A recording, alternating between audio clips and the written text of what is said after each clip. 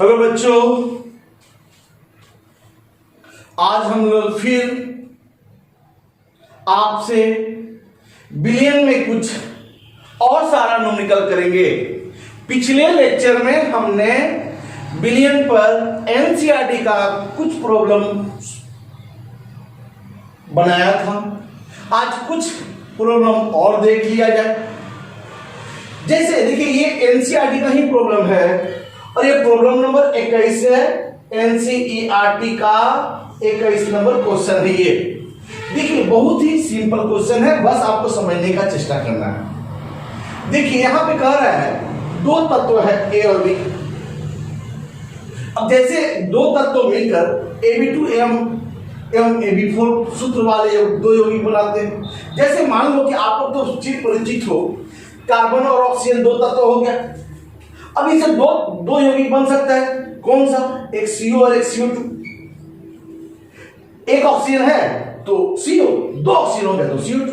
उसी तरह से दो ऑक्सीजन है, दो B है तो AB2, चार B है तो AB4। तो बोलता है कि दो यौगिक बनाते हैं। यदि कहता है कि 20 ग्राम बेंजीन में हम यही 20 ग्राम बेंजीन ले लें, ध्यान सुनो, 20 ग्राम बेंजीन ले लें और 20 ग्राम बेंजीन में अगर 1 ग्राम AB2 डालते हैं, 1 ग्राम AB2 डालते हैं, धुलाते हैं, तो हिमांक उसका घट जाता है 2.3 केल्विन। यानी कि 2.3 केल्विन हिमांक घट जाता है। इसका मतलब उसका पता नहीं कितना हिमांक था, हमको उससे नहीं मतलब है।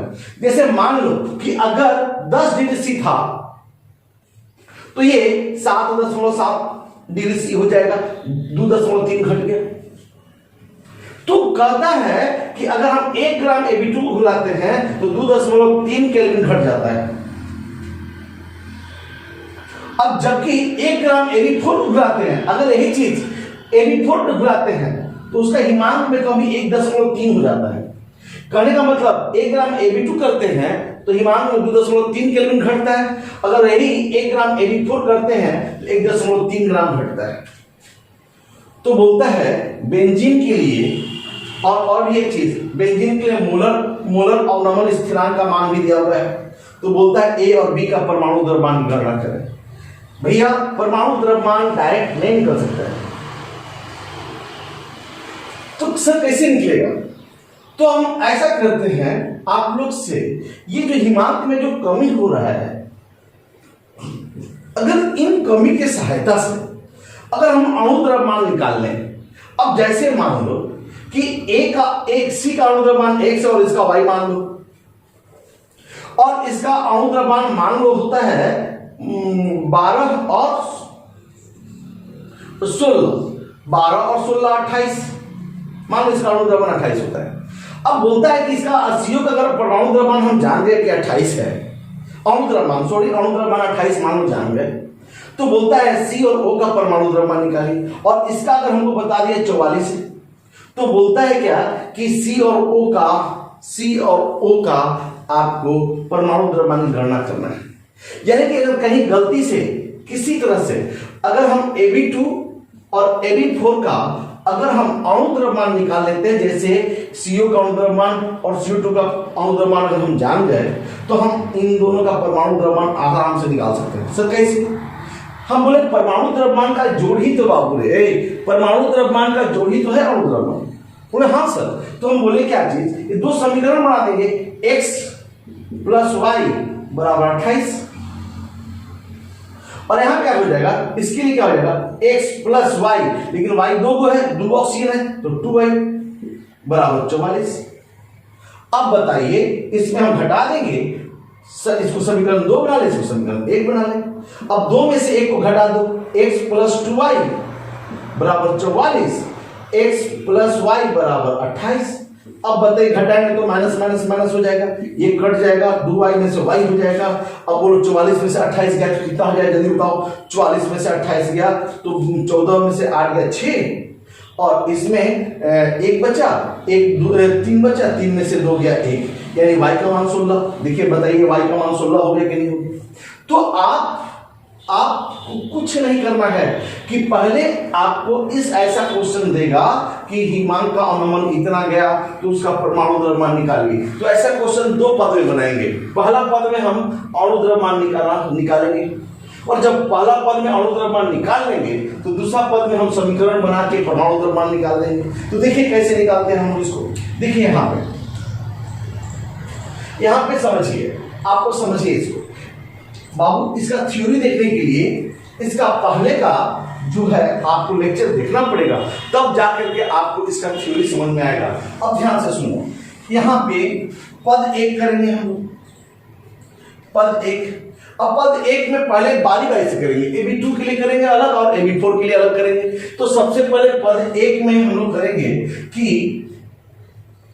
AB2 तथा AB4 के लिए अणु द्रव्यमान करना।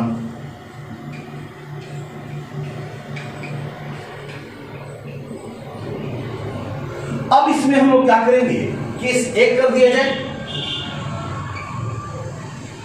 अब केस 1 कर किसके लिए किया जाए, बाजू से दोनों को तो हेडिंग दे गणना करना है, लेकिन पहले किसका किया जाए, AB2 के लिए। तो हम लोग क्या करेंगे, AB2 के लिए। अब बताइए AB2 के लिए बात कीजिए आप। अब बताओ यहाँ पे AB2 का द्रव्यमान कितना बोल रहा है, यहाँ पे कह रहा है कि 20 ग्राम बेंजीन में AB2 का 1 ग्राम घोलते हैं, यानी AB2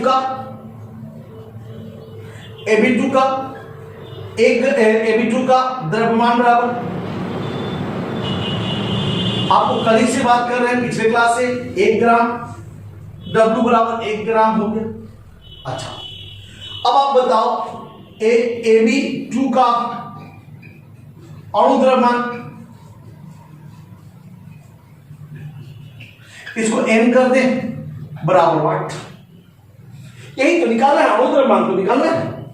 अच्छा, इसके लिए हमको क्या क्या दिया हुआ है बाबू, ये बताओ क्या क्या दिया हुआ है। तो बेंजीन का द्रव्यमान दिया हुआ है, ठीक है, ठीक है, बेंजीन का द्रव्यमान आपको बताया गया है कि बेंजीन में घुलाते नहीं, बेंजीन विलायक हो गया। अब जब बेंजीन विलायक हो गया तो आप बताओ विलायक का द्रव्यमान हमेशा किस में होना चाहिए, केजी में। तो बेंजीन का द्रव्यमान 20 ग्राम। अब इसको केजी में बदलने के लिए 1000 से भागा दे देंगे। तो 1000 से भागा देंगे तो क्या हो जाएगा, जल्दी बता दो। तो 0.020 केजी। अच्छा, अब बताइए क्या है बाबू कि अब आप बताओ केएफ भी दिया हुआ है, कितना दिया हुआ है जल्दी बताओ।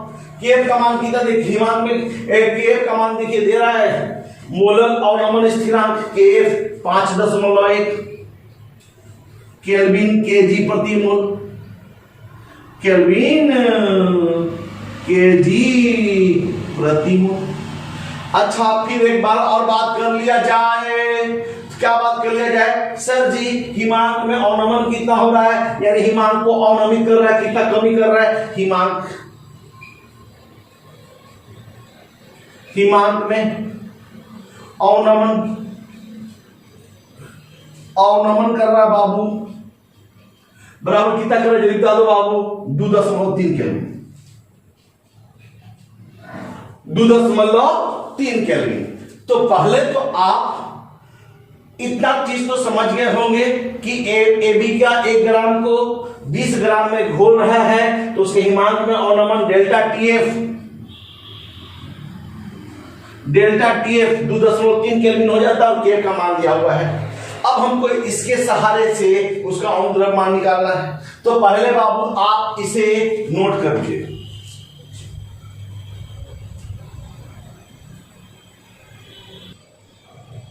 अब देखिए हम क्या करेंगे, यहीं पे बनाते हैं, आपको मिलाते नहीं, बस इतना ही दूर बनाते। देखिए यहाँ पे केजी में बदला हुआ है ये।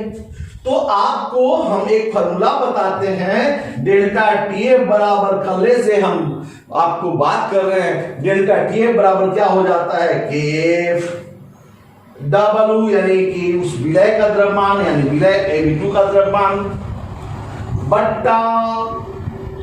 बट्टा M उस विलय का अणु द्रव्यमान जो निकालना है इंटू W1, यानी कि इस बेंजीन का द्रव्यमान, हमको इस बेंजीन का द्रव्यमान देखना है W1, ठीक है। अब देखिए यहां पे W1 किस में होना चाहिए, तो केजी में। अब बताइए, हम सब चीज जानते हैं, डेल्टा टी जानते हैं, के जानते हैं, W जानते हैं, W1 जानते हैं, खाली M नहीं जानते। तो सर M कैसे निकाला जाए, तो बोले M को इस पर ले जाओ, मंटुआ को इस पर ले जाओ। तो जैसे आप मंटुआ को इस पर ले जाइएगा तो केफुआ तो ऐसी, मोहम्मद केफुआ तो इधर आ जाएगा, ई डबलुआ उधर आ जाएगा। अच्छा, ई डेल्टा केफुआ आ जाएगा नीचे, तो गुना में भागा में आ जाएगा, और गुने डबलुआ 1 वो भी कोना में डबलुआ रहेगा, तो केजी में। अब बताइए, अब सबका मान आप रख सकते हो। जब सबका मान आप रखा तो m बराबर केएफ का मान दिया हुआ है बाबू, केएफ का मान कितना दिया हुआ है देखिए, तो यहाँ पे केएफ का मान 5.1 केल्विन केजी प्रति मोल, 5.1 केल्विन केजी प्रति मोल गुने, अच्छा बताइए डबलुआ कितना दिया हुआ है बाबू, तो डबलुआ 1 ग्राम दिया हुआ है, बोले 1 ग्राम नहीं, आगे यहाँ पे नहीं दिखेगा आप लोग को। आप इधर हम लोग क्या करें, इधर ही लिखते हैं, ये मिटा दिया जाए, ठीक है। अब देखिए यहां पे, चलिए इसको सबको मिटा दिया जाए, काहेला हेडक रखा जाए। तो देखो यहां पे फिर क्या हुआ कि आप m बराबर क्या हो जाता, तो केफ कितना दिया हुआ है जी, मोहम्मद केफ, यहां पे मोहम्मद के 5.1 केल्विन, 5.1 केल्विन केजी प्रति मोल। अच्छा, ये W कितना दिया है बाबू, तो W देखिए डबलुआ है 1 ग्राम, कहीं Ab2 का द्रव्यमान नहीं ना है, 1 ग्राम गुने 1 ग्राम। अब आटा डेल्टा TF कितना दे रहे हैं, तो कितना कमी हो रहा है, तो 2.3 केल्विन कमी होता है, तो 2.3 केल्विन।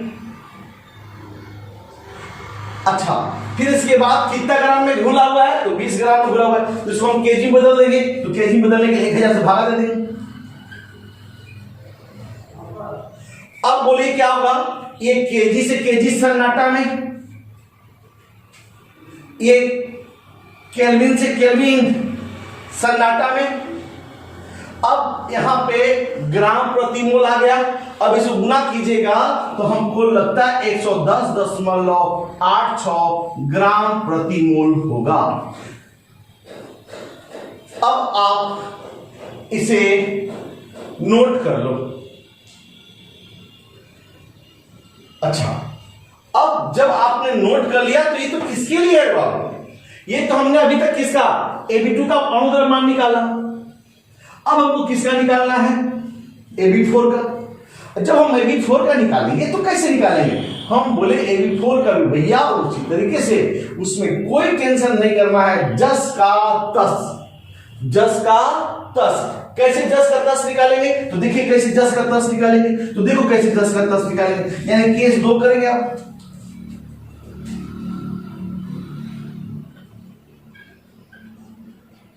केस 2 में क्या होगा जल्दी बता दो, कि केस 2 में क्या करेंगे जल्दी बता दो। Ab4 का द्रव्यमान दे रहा है यहां पे केस 2 में, Ab4 के लिए Ab4 का द्रव्यमान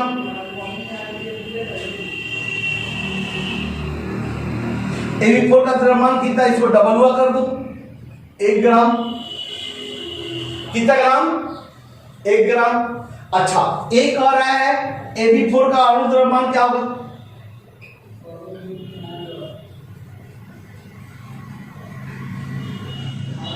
M बराबर वाट। अच्छा, अब इसका 1 ग्राम को यहां घेर रहा है, तो बेंजीन का द्रव्यमान में, यानी बेंजीन का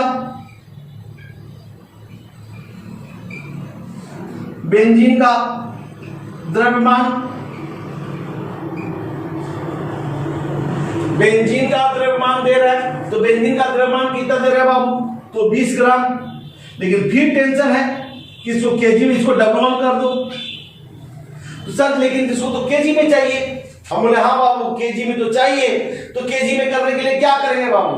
केजी में करने के लिए बस कुछ नहीं, 1000 से भागा दे देंगे, बराबर 0.020 केजी। अच्छा फिर बताइए सर जी 1 ग्राम को 20 ग्राम बेंजीन में घोल रहा है, तो सर जी उसके लिए हिमांक में कमी कितना हो रहा है? हिमांक में अवनमन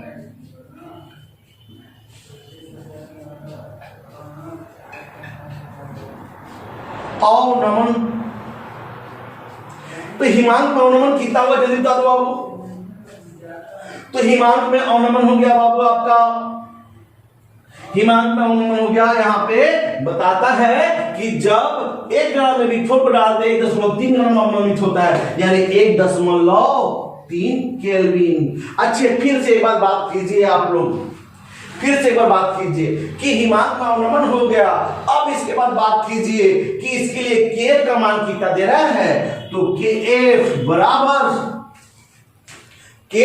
क्या हो जाएगा? 5.1 केल्विन केजी प्रति मोल। अब बताइए सारा चीज तो जानते हैं, हीरो हीरोइन दोनों जानते हैं, तो विलेन भी अपने आप निकल जाएगा। विलेन के रूप में क्या है? एम है। तो बताइए हिमांक के अवनमन से क्या जानते हैं? डेल्टा टीएफ बराबर KF W M, W1 kg में। अब बताइए केएफवा जानते हैं 5.1, डब्ल्यूआ जानते हैं 1 ग्राम। अब एम को निकालना है, W1 जानते हैं कितना ग्राम? 0.2 केजी। सब जानते हैं तो कई मंटुआ एम बराबर नहीं निकल जाएगा। ये अणु द्रव्यमान एम कैसे करेंगे? इसको इस पर ले जाएंगे तो डेल्टा टीएफ नीचे आ जाएगा, तो डेल्टा टीएफ आ जाएगा। अब सबका वैल्यू को हम लोग रख देंगे, तब तक इसके लिए आप इसे नोट करें। हमको तो इसी का एम का वैल्यू निकालना है इसके लिए भी, तो पहले आप नोट करो।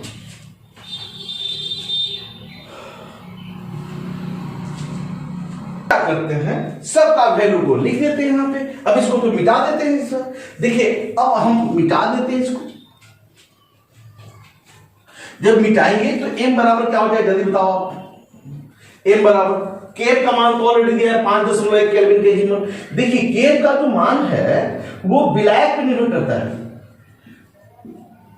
विलायक अगर बदलेगा तो केएफ का मान बदल जाएगा, अगर विलायक सेम है तो केएफ का मान भी सेम रहेगा, ठीक है ना। बेंजीन है तो बेंजीन तो दोनों के लिए बेंजीन विलायक है, इसलिए मान सेम है।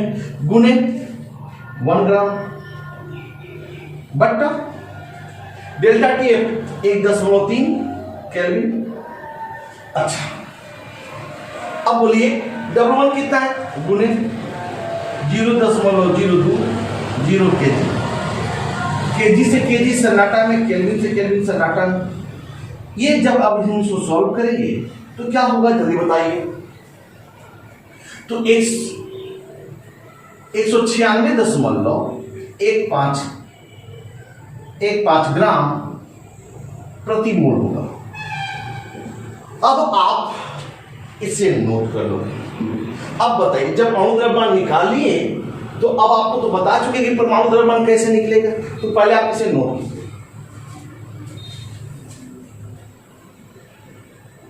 ठीक है, अब देखिए अब हम लोग क्या करेंगे।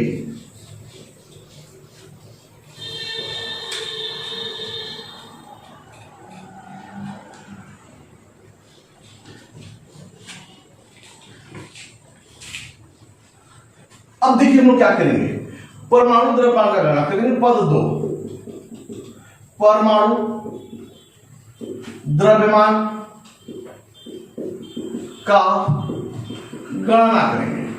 अब परमाणु द्रव्यमान का गणना कैसे करेंगे बाबू, ये समझना है अब हम लोग। तो परमाणु द्रव्यमान का गणना कैसे करेंगे इसको थोड़ा समझिए। जैसे मान लो कि Ab2 का अणु द्रव्यमान दे रहे हैं,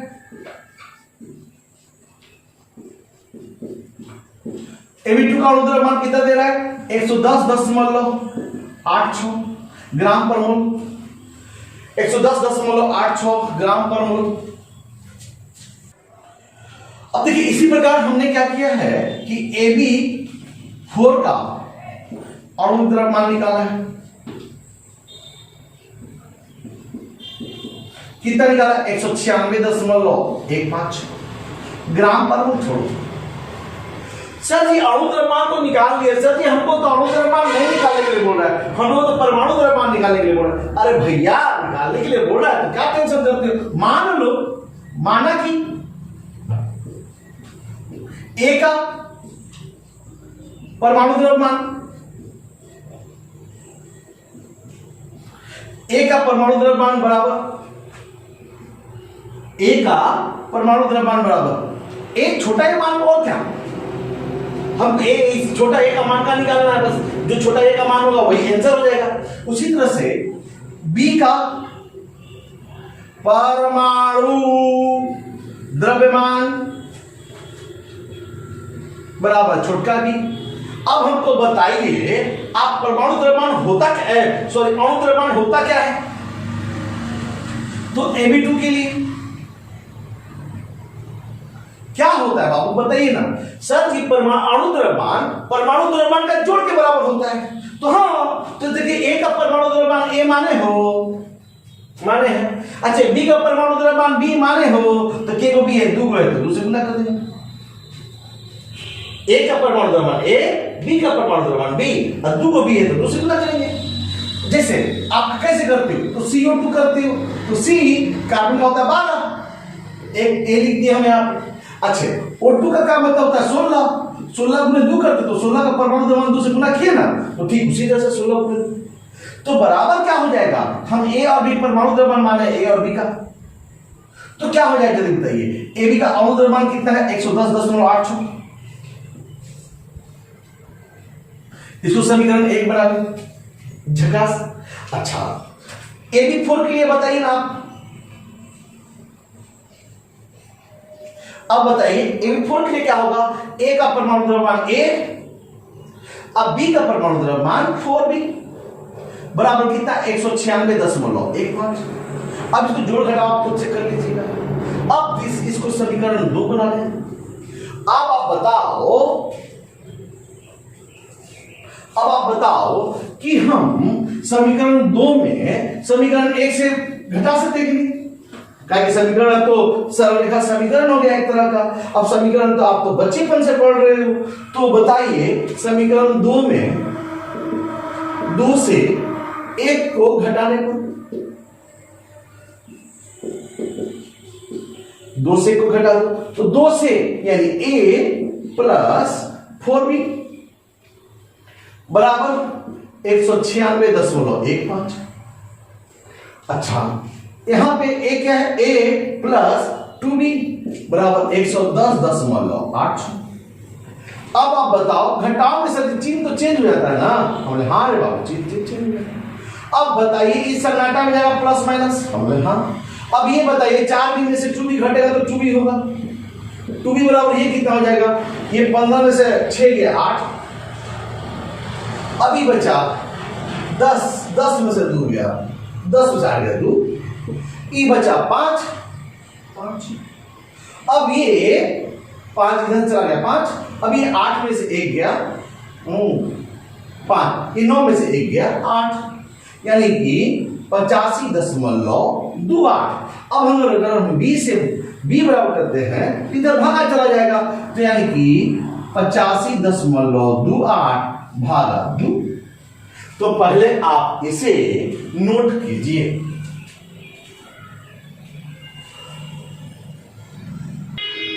और ये बराबर हो जाएगा, जब भाग दीजिएगा तो 42.64 ग्राम पर मोल, यानी कि B का परमाणु द्रव्यमान तो निकल गया रे बाबू। तो B का सब परमाणु द्रव्यमान निकल गया सर जी, A का भी तो निकालना है। हम बोले भैया रे इस B का मनवा को समीकरण 1 में डाल दो। आप तो नोट कर ही चुके हो, यानी कि B का मान को B के मान को समीकरण 1 में रखने पर,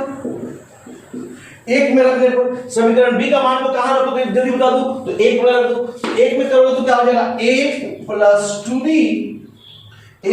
2b बराबर 110.86 है।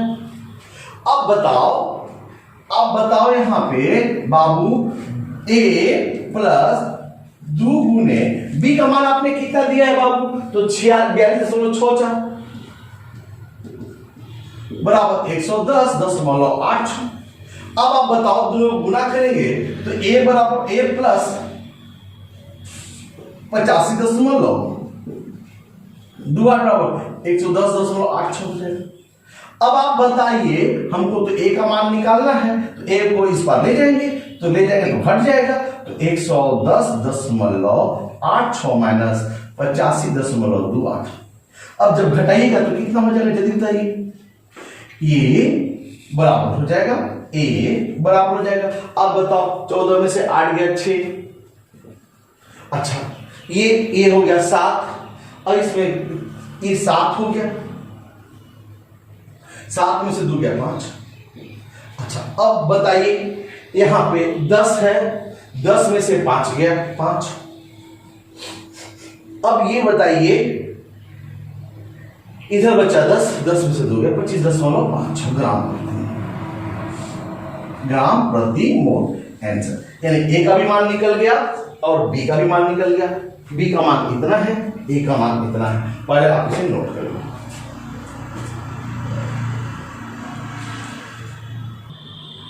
देखो बच्चों एक क्वेश्चन और देखा जाए हिमांक में ऑर्नोमन का। देखिए क्या करता है कि यहां पर बेंजीन है 58 ग्राम, देखिए यहां पे बेंजीन है 58 ग्राम बेंजीन है। अब इसमें कहता है कि 58 ग्राम बेंजीन में 4 लीटर गैस को घुलाया जाता है, संग्रहित किया जाता है। तो बताइए कि इसमें हिमांक में अवनमन की गणना कीजिए, यानी डेल्टा टी एफ बराबर वाट।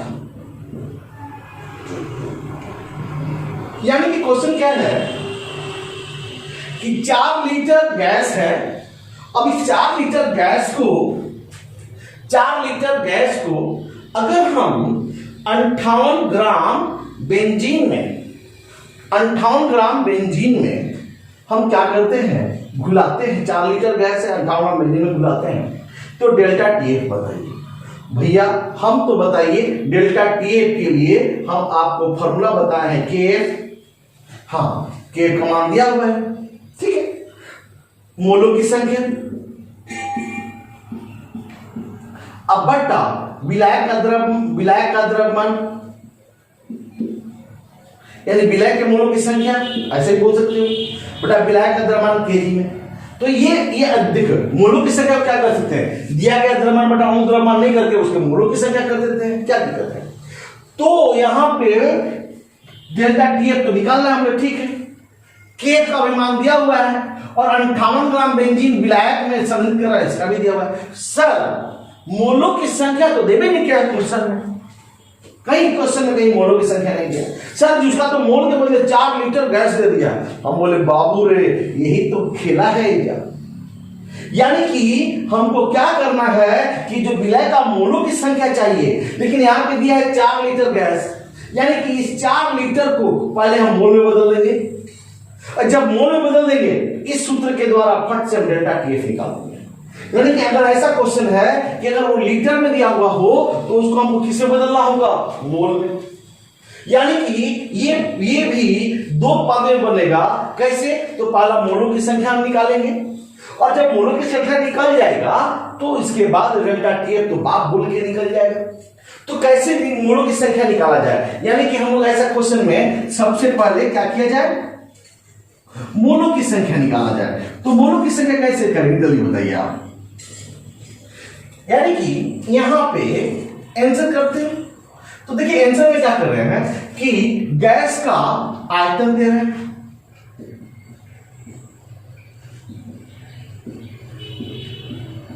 भी बराबर 4 लीटर। वेरी गुड, 4 लीटर दे रहे हैं।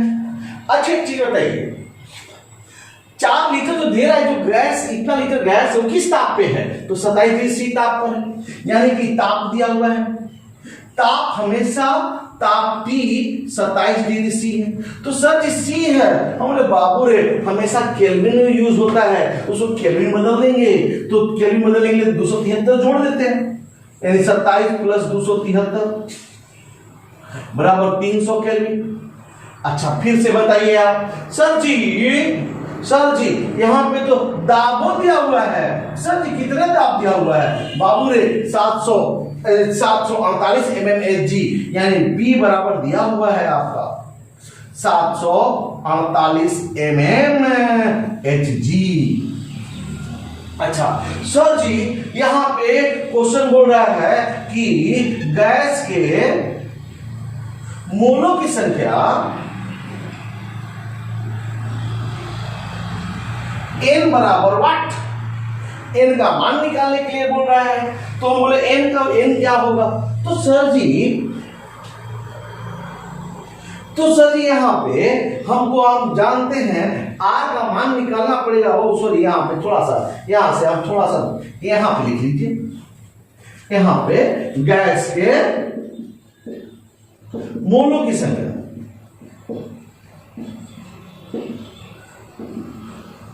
गैस के मोलों की संख्या बराबर वाट, n बराबर वाट।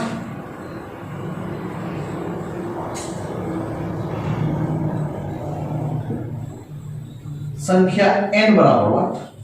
अच्छा सर जी यहाँ पे तो n का मान r चाहिए, गैस स्थिरांक चाहिए, तो r तो चाहिए बाबू। तो r का मान होता है जब बाबू लीटर में रहे तो 0.0821 लीटर एटीएम पर केल्विन पर। सर जी बीमारी धर लिया, बोले का रे बाबू, का बीमारी धर लिया रे बाबू? तो सर जी एजा एटीएम में दे रहे हैं। और सर जी आप एजा क्या कहते हैं कि आप यहाँ पे mmHg में, तो क्या करेंगे बाबू? हम बोले सर दोनों में कोई ना कोई संबंध तो होगा ना, एटीएम में और mmHg में। हम बोले हाँ बाबू है, 760 mmHg बराबर एक एटीएम होता है। तो 760 mmHg बराबर एक एटीएम, तो इतना mmHg बराबर यानी इतना से भागा दे दो। कैसे? तो एक mmHg बराबर इतना बटा 760, इतना बस कुछ नहीं करना है हमको, क्योंकि एक एटीएम में 760 होता है, तो इतना mm में क्या करेंगे? तो 748 बट्टा में 760, यहां पे एटीएम हो जाएगा। यानी कि एक एटीएम में इतना एम बराबर, एक एटीएम तो इतना एम बराबर क्या करेंगे? 760 से सीधे भाग कर देंगे। तो ये तो निकल गए बाबू। अब बताइए, आप तो सब कुछ तो जानते हो, अब बताइए ए निकलेगा? बोले कैसे सर निकलेगा, अभी भी नहीं बुझा रहा। तो एक समीकरण 11th में बताए थे, आदर्श गैस समीकरण। आदर्श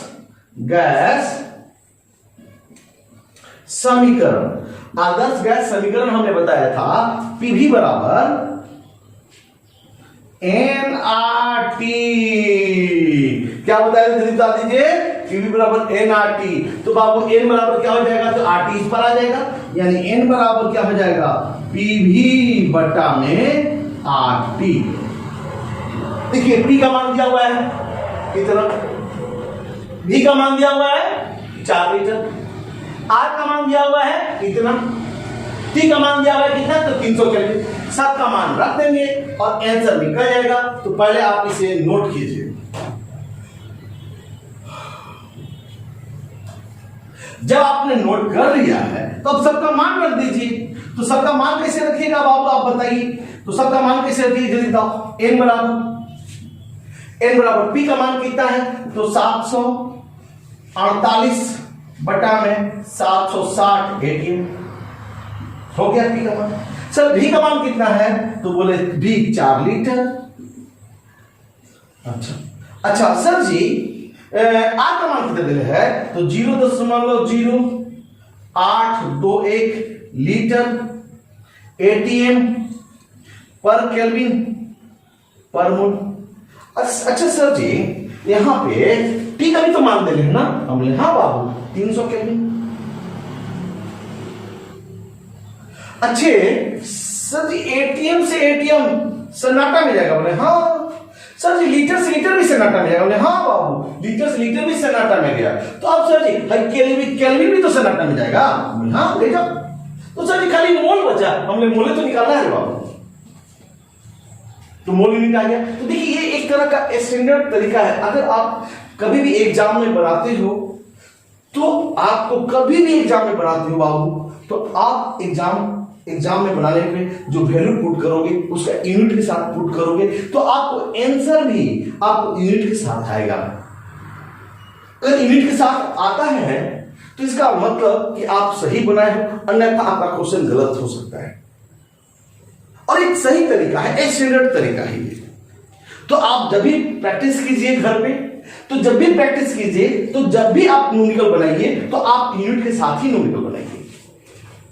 तो देखिए यहां पे क्या हुआ, n का वैल्यू, अब ये n बराबर क्या हो जाएगा 748 गुने 4 बटा 0.0821 गुने 300। अब ऐसे तो जब जैसे करते नीचे आ जाएगा, तो नीचे आएगा तो 760 भी कर दो गुने 0.0821 गुने 300 करेंगे। अब ये सारे मूल जो है ऊपर चला जाएगा, मूल आ जाएगा। अब इसको जब सॉल्व कीजिएगा तो n बराबर आ जाएगा 0.16 मोल। तो पहले आप इसे नोट करें। अब देखिए पद 2 किया जाए। पद 2 में क्या करेंगे, अब इसके बाद हिमांक का गणना करेंगे। हिमांक में अवनमन का गणना करेंगे। तो हिमांक में अवनमन का गणना करेंगे तो कैसे करेंगे जल्दी बताओ आप। तो इसके लिए क्या क्या दिया हुआ है यहाँ पे, हिमांक में अवनमन का गणना के लिए हमको तो बोल दिया, मोलों की संख्या दे दिया,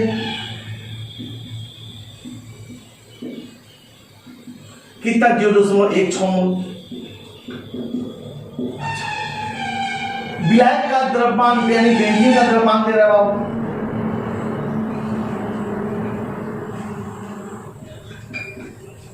बेंजीन का द्रव्यमान कितना दे रहा है जल्दी बताइए। बेंजीन का द्रव्यमान कितना दिया बाबू, तो 58 ग्राम। लेकिन आपको तो हम बोले हैं कि 58 जो ग्राम है वो हमेशा केजी में होना चाहिए। तो सर केजी में कैसे करेंगे, तो 1000 से भैया बात दे दो ना यार, 0.058 केजी। अच्छा फिर से अच्छा बाबू इसके लिए अब आपको क्या दिया है, केर का भी मान दिया हुआ है। केर का मान 5.12 केल्विन केजी प्रति मोल। अच्छा एक चीज और, अब फिर इसके बाद क्या दिया हुआ है ये बताइए। तो हिमांक में अवनमन निकालना है, डेल्टा टीएफ बराबर वाट, यही तो है।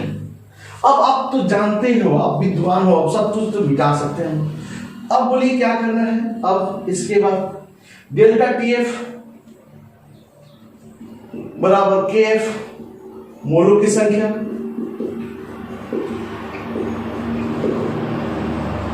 अब बट्टा विलायक का द्रव्यमान